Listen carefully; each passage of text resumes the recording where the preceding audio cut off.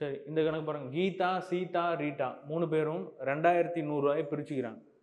Geetha, Sita, Rita இவங்க 3 பேரும் 2100 பிரிச்சுக்கிறாங்க. எந்த விகிதத்தில்னு பார்த்தீங்கன்னா 5:6:3.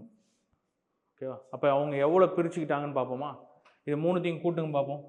11, 14. அப்போ 2100 14ஆல் வகுப்படுங்க. 7 2 7 300. இப்போ 150ன்னு வந்துடுதா? ஓகே, சரி. அப்போ இதோட மதிப்பு என்ன வரும்? 750ன்னு வருமா?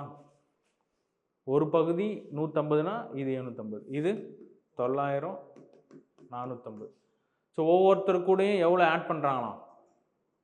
150. அப்போ இது 150 ஆட் பண்ணால் 900, 1050, 600. ஸோ இப்போ இதை அடித்து பார்த்தா என்ன வரும்? 6:7:4.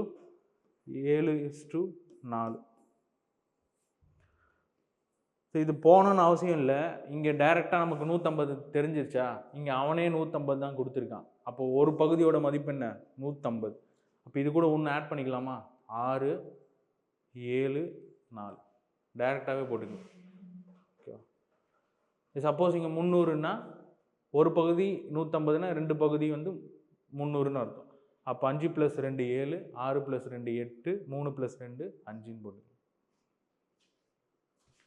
ஆன்சர் 6:7:4.